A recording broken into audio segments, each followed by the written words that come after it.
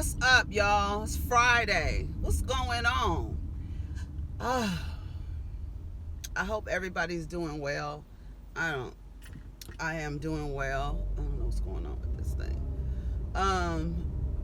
So it's Friday. We're gonna talk about Queen Sugar today. You know, typically I talk about random topics on Friday, but we're gonna talk about Queen Sugar today.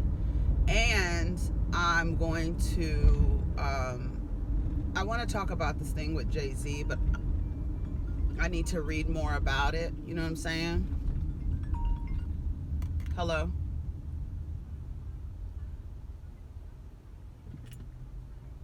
No, the ones that you have on. The one, your Adidas.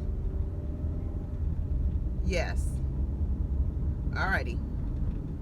Love you too. Bye-bye. Asking me what shoes should he wear. He has an orientation today with his school for the 7th graders. You know what I'm saying? To introduce them to the school, and they come up there and they meet their little, I guess the person who like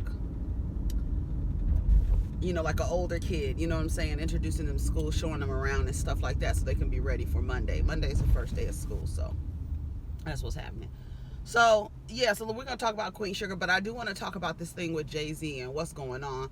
I feel like I just went with the NFL. I feel like I want to do some more research because I've heard some different perspectives. And my initial reaction to partnering with the NFL is like, why would you do that? I don't understand this desire that we have as a people to want to work with. We always want to work with a group of people who don't fuck with us. You understand? You think because the majority of the NFL players are black that they fuck with niggas? They don't. And the fact that we are always trying to get folks to understand us and to work with us, and let's work to mend the whatever the fuck needs to be mended. These people don't give a fuck about you. They never have.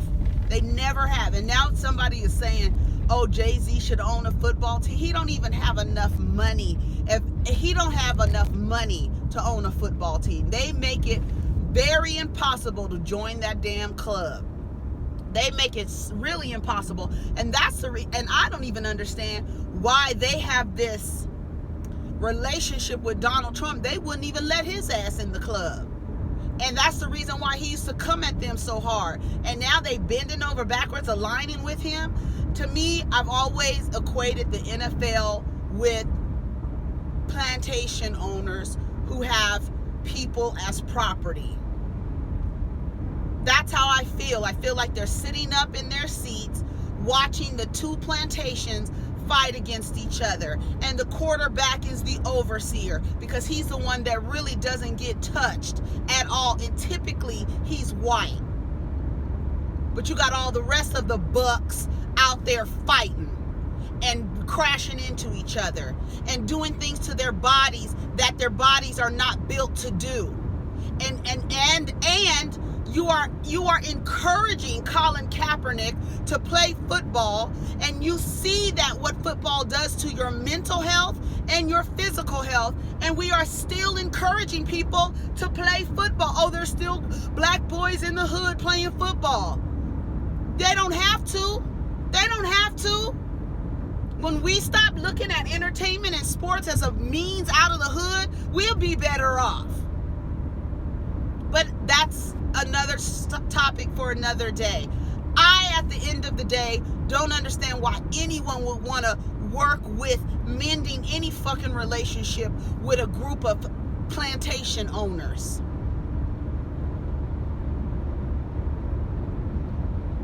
Then they have their damn counterparts sitting in a cage waiting for these men to get these contracts, and then these dumbass niggas go and marry these white women, and then they record them, trying to set them up so they can lose contracts and money and shit. Come on, man. What's the thing with Tyreek Hill? What happened with him? That girl recorded him. His wife recorded him, right? I don't know if she's Latino, whatever the hell she is. She ain't black. And if you look at the marriages in the NFL, you see what they look like. So from the beginning, from the gate, them niggas is being set up. We're going to fuck with you. We're going to make your bodies crash into other people. We're going to give you a mentally debilitating byproduct of working here. Then we're going to get you to marry this white woman. And then once you start getting ill, she's going to divorce you and cheat on you and then take the rest of your little pension or whatever the fuck you get from the NFL. Fuck the NFL. Shit. Period. Anyways, let's talk about Queen Sugar. Nova. It starts off with Nova walking up to this beautiful house. I love it. I love this house. I love the porch. I love it. And Miss Martha walks out on the porch, and you clearly can see what she's giving us when she walks out onto this porch to greet Nova. And we see that she's a healer, and you could just see it. And she's in some, secluded area down in Louisiana somewhere, near New Orleans somewhere, and she greets her and she tells her, you've been to this house before? And she's like, I don't remember, and this and that. So, they start walking in. She's like, thank you for seeing me. Lady said, I don't really fuck with nobody whose souls ain't cleansed. And so, in other words, I don't fuck with too many people. And come on in and we gonna have a conversation. Hollywood and Vi sit down. And Vi tells Hollywood that when the anger that he displayed on Jimmy Dale when he beat him up kind of reminded her of him, and she said that Jimmy Dale did not start off beating her. He took his anger out on someone else, protecting her, and then that anger started to be directed towards her. And that display that Hollywood had, she says that reminded her of that, and she just needs to work on herself, and she has some work to do, and she needs to be in therapy. We know that Vi has PTSD from that. A lot of people who have been abused, whether they've been abused by parental figures, whether they've been abused by domestic partners, caregivers, whatever, they have PTSD. They do. And that's why I say you keep your hands to yourself, leave people alone. You don't, whatever. She said things don't go away because you ignore them. You know what I'm saying? So, I always say what you confront, you conquer, and what you avoid, you nurture. And you can't avoid these feelings that you have, Vi. You need to address them so that you can get better and so that you could be a productive partner with Hollywood. And, Ra and Darla, they're sitting there with Blue, and Blue is talking about his friend, and I guess Darla's dropping him off. And Darla realizes that Blue's best friend is Deja's son. And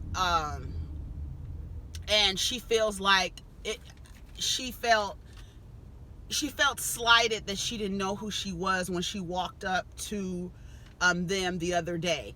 And I kind of understand where she's coming from. But I also understand where Ralph Angel's coming from, because he did remind her, we said we wouldn't talk about things like this. It doesn't make us comfortable, so we're not going to talk about things like this. And she's like, okay. The whole thing with the book is really fucking with Darla, so we see later on in the episode it really comes to a head. And Darla was just like, she felt like, you should have told me. I'm walking into this, and she knows who I am, but I don't know who she is. And now I'm finding out Blue is best friends with her son. Like, what the fuck? And so he just reminds her. So then they show Micah and his girlfriend, who are, I guess, in high school. I can't believe that Micah is not a virgin. The way that she is talking to him and acting like, have you been with anybody since you've been in St. Joe? And he's like, no. I met you the first month that I was here. I can't imagine Micah not being a virgin. I don't know why. He gives me virgin tease. Prosper and his Lady Genevieve said they're gonna plan something special, to get the community back together. And so that's what's going to happen. Martha and Nova, they sitting there talking, and she said she was called to be a healer. And they're talking about how she was banished from the family because she didn't adopt, I would presume, Christian values, and didn't accept this westernized version of religion that was given to our ancestors and ultimately enslaved and continues to enslave our people's mind. And she said she went to Haiti and she went to Africa to become a better student. You know what? This scene just resonated with me so much. It just really resonated with me. You know, I think a lot of our chains are still intact based on this acceptance and this practice of this faith. And it just really resonated with me. So she said she left her family, went to Africa, went to Haiti. Her sister knew, is her sister Trudy? Is that what her name is? I thought she said Trudy, but she said that when she came back, she didn't tell her family that only her sister knew. So, and I guess that's where Nova used to come up, you know, to the house or whatever.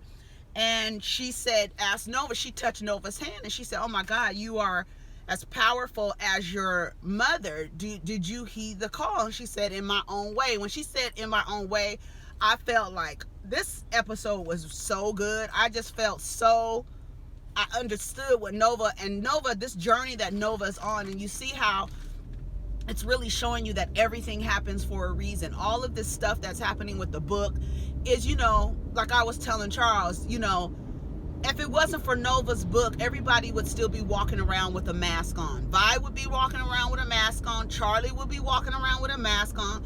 Darla and Ralph Angel would be walking around with masks on. And no, we don't like the way that it was done, but it was done. And we can see how the domino effect and how it's affecting everybody's life. At the end of the day, you got to, you know, face it. You cannot avoid it, because you just nurture what you avoid. You gotta face it. You gotta confront that shit. You know, you can't be like Charlie, drinking herself into a drunken stupor. I guess you got to get to that point. I guess it's a, you know, it's a process. You get to that point, you drink yourself to oblivion, and then you wake up the next day, and it's a new day, and you got to go on with it and stand up in it and work on that and heal that part of yourself that's keeping you stagnant. Then that's just what it is. What else did they say? So her aunt is just really talking to her and also explaining some things. And I really like what they're showing in this episode, or throughout Queen Sugar, is that a lot of our community is, in terms of in the family dynamics, are suffering and hurting because the elders didn't either share the stories or just kept secrets, and then continued to lie throughout family history and not tell the offspring what the family was really about. And so Nova has all these ideas like, oh, my mother didn't become a healer because she had me and she couldn't work, and her aunt was like, no, that's not, what are you talking about? That's not true. You don't, like, basically you don't know. And Nova doesn't know because she was never told. Just like the thing with her father in the woods. This whole time she was thinking that he was burying people, even though I think Prosper was lying. She had this idea she grew up her whole life thinking her father was doing something, and then here comes Prosper telling her it was something different. And the fact that she never asked as an adult, hey, well, what, you know, it's like you're holding on to that secret too, and then holding on to the secret, and all the secrets are now in this book. And now you're realizing that all of these things that I thought about my family, here's some truths here that I didn't know about, and these elders are now speaking and telling me these things about my mother that I didn't know, or I assumed that I knew. You understand what I'm saying? So it's just really a good episode. So they show Hollywood and Ralph Angel, and they're talking. Looks like Ralph Angel's drinking a beer or whatever, and they're having this conversation. It seems kind of uncomfortable. I don't know what Ralph Angel, I tweeted the other day that Kofi really knows how to display this character's insecurities. Like, he doesn't really get eye contact with Hollywood, kind of looking off into the distance, but like looking in his direction, but not really looking at him. And I don't know if there's this vulnerability that men are afraid to have with one another, and they're also, you know, afraid to have that with women as well. But they should be able to be vulnerable and talk about the things that are hurting them or their feelings to each other, and, you know, create safe spaces like that. And he was like, you want to come to you want to come over to our house or whatever? I'm having some friends over. And he was like, no, I'm good, you know, whatever. And Ralph Angel seemed like, I don't know, the way he looked at him, he was like not really looking in Hollywood's direction. And then Hollywood later tells Vi, you know, I didn't even really know what to say to Ralph Angel. I realized that the men that I hang around, and I'm so glad that they showed these men sitting at a table gossiping about what's going on in the town, because the idea that gossiping is some sort of a trait that is possessed by women is a fallacy. You understand? And I think that them showing that men sit around and cackle and talk shit, they also do the gossiping too. And then Hollywood realizes these men that I'm hanging around with, it's very much a bravado, machismo. It's very much, you know, I would protect my wife and I would do whatever, all that fake shit that they do and wear a mask around each other so that they can bolster and act like they're so masculine. You understand what I'm saying? And I think it's so good that Hollywood expressed to his partner, you know, the men that I hang around with, they not really about the shit that I'm about. They not really talking about the things that I want to talk about. And we need to change that, because these men are having these conversations and they're shallow. They're shallow conversations because they're afraid to show any level of vulnerability with each other because of the society that we live in. I always say, and everybody always says, patriarchy does not just hurt women, it hurts men too. And the fact that men can't be fully themselves around each other because they have to act like, you know, the masculinity, and then fall into or overflow into toxic masculinity by saying things or fighting or protecting their ego, whatever it is, that harms you too. But that's a part of the society that we live in, and I'm so glad that they're really touching on all of these things. I think it's wonderful. They go back to Nova and Martha. And Nova's telling her that she has dreams, and she gives her mother's remedy book of all the herbs and spells and everything that she has created and started working on when she was studying to be a healer.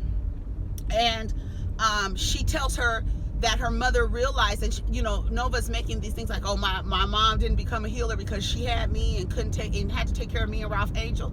And she explained to her, no, your mother realized later that you guys were blessings and nothing is an accident, and she loved you and Ralph Angel, and y'all were her, you know, her pride and joy, or whatever the hell she said. It's weird. I said, so, oh, and then she said something about, you know, you should go visit your mother, and she was like, how can I go visit her? She was cremated. She was like, no, she wasn't cremated. Like, all of these things that Nova had an idea about her mother, her sister is telling her right here that no, she loved y'all. She didn't abandon herself being a healer because she had y'all. And no, she's not cremated. She's buried on your property. You need to go visit your mother. And Nova looked like she wanted to vomit. Like, what? Like, you sit back and you think how important it is for elders to sit down with the next generation and explain to them about their family history. The more that you know about your family secrets and history, the better armor you have when you walk through this life. Walking through this life not knowing where you come from, or understanding that your family has a bunch of secrets that you don't know, and all of these puzzle pieces that are missing, you can be a complete puzzle if you had the stories. But there's so much stuff that, you know, our family sit in shame about things that they have gone through, but the shame that they carry also promotes or encourages secrecy. and secrecy are their lies. And so these kids are growing up believing lies about their parents because they didn't have the truth. And the parents didn't tell the truth for whatever reason because they're ashamed of their own journey. You understand? So I'm glad that Nova is like getting these stories from her aunt. It's good. Hollywood is gossiping with friends. They talking shit and flexing ego. That's what I put. Micah is looking for Charlie. And he goes to Vi and Prosper. They like, we looking for her too. Charlie is in the damn bar getting fucked up. When I tell you, she's getting so tore up, and she doesn't care. She's in a space where she doesn't care what the consequences are of her behavior, whether somebody will see her knowing that she's running for office. She doesn't care. She's in that space where she just doesn't care. And so Micah is looking for her. He said he hasn't talked to her or hasn't seen her since, or spoken to her since in the morning or whatever. And so Nova finds her. She's down in New Orleans. What is she doing all the way down there? That's what they said. So Nova finds her. Nova gets her, brings her back home. And we'll get to that scene. It was just a great scene. Darla, she goes and sees her friend, the guy who is also a recovering alcoholic. And I guess Darla jumped up to go see her friend because she realized Ralph Angel has moved on. So she's going to move on too, even though she's kind of already started to move on, but was kind of apprehensive with dealing with this man for whatever reason. But now since Ralph Angel has moved on, she going to move on too.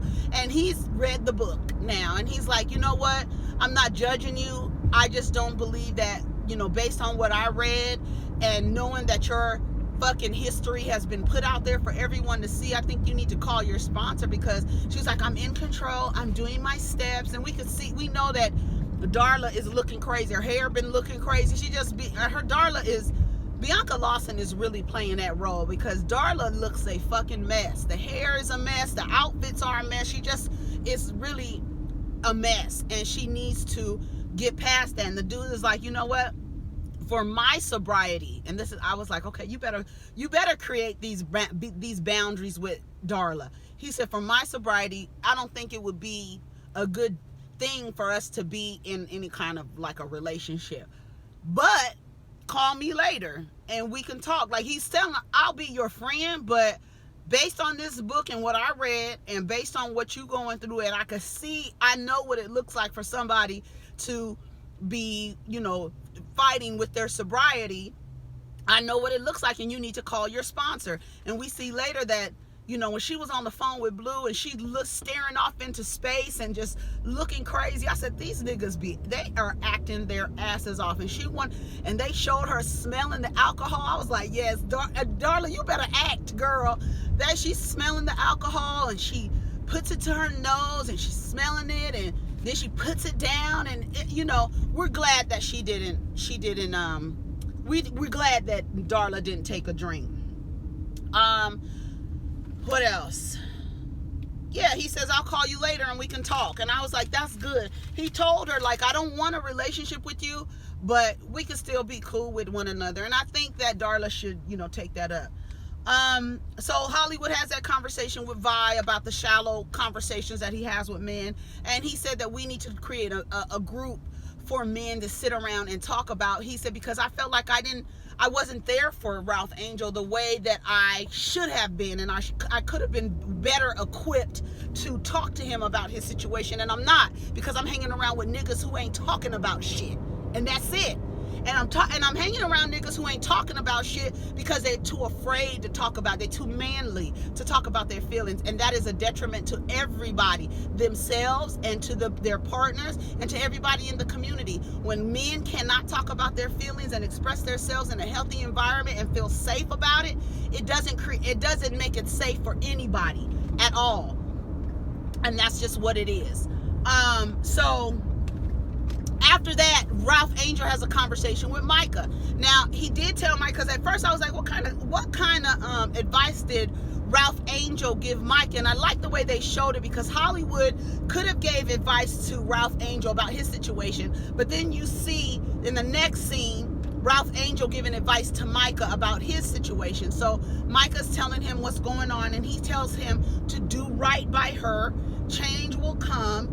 And he says, you're not your dad. When Micah says, you know, my dad said he loved, and I think when children see their parents, like that was something that I never wanted to get married, never wanted to have kids. I just never wanted to do any of that because I saw my mom and dad, and I did not want to have a repeat of that. I did not want to have that cycle repeat, and I always consciously was like, I never want to get married, I never want to do this, I just didn't want to do it. And just like Micah is sitting there like, you know, I like this girl, but what is that? Because my dad said he loved my mom, and look, and he was like, no, you're not your dad. And I thought that was important for him to tell him that you're not your dad.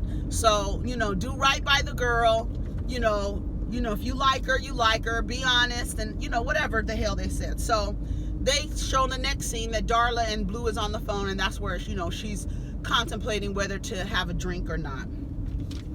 Charlie and Nova,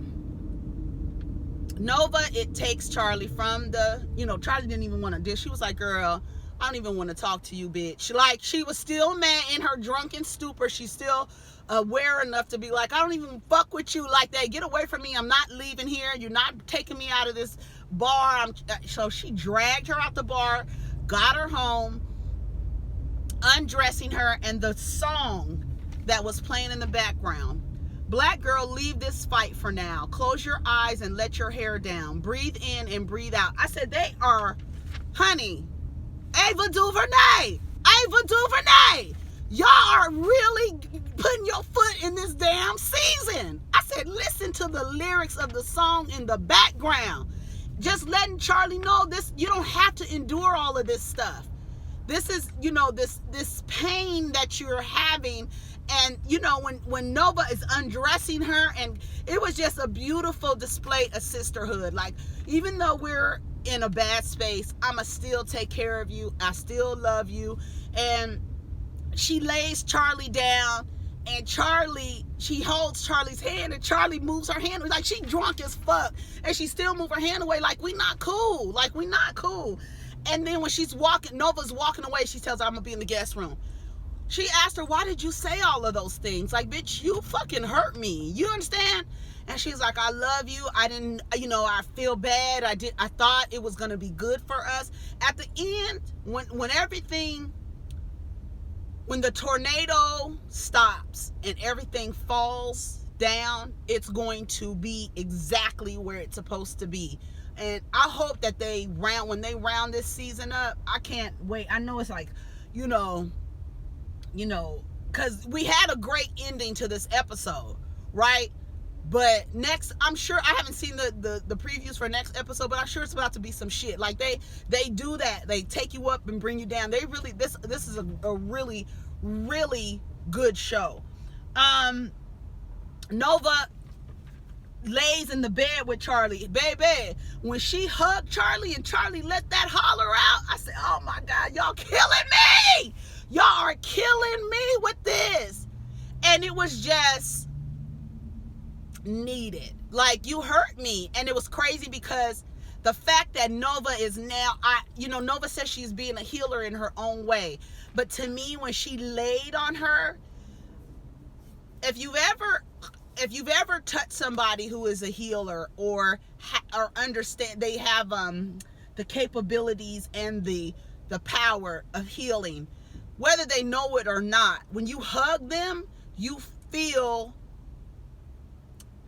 like healed. And I felt like when Nova touched Charlie and laid on her and Charlie let that scream out, it was like, here's somebody who's healing me, but also caused me so much pain. I don't know, that's just how I saw it. And I was like, this episode, baby, I was in there crying. I just like, y'all sending a diva through the damn motions, bitch. So now the next morning, Charlie gets up, and there's an apology in the letter to Charlie from Nova saying, you know, I see this is the person that I see now, and basically I shouldn't have said those things about my sister. She's very strong, and this and this and that, and she's crying. And then Micah walks in. He's like, Mom, come with me. And she's like, what? Like, honey, first of all, I'm hungover. What the fuck do y'all want? and they go back to the mill, and they're having like this wonderful party, and people are singing and rejoicing. And Prosper says, you know, we're gonna do what we always do. We are going to create something out of nothing. And I was just like, oh my God, oh shit. It was a wonderful episode. Now I'm in traffic, so I don't know what else we gonna talk about, y'all, but it was just a wonderful episode. So y'all let me know what y'all think. Let's get down in the comments and talk about Queen Sugar. It was really good. All right, take care of each other. Peace.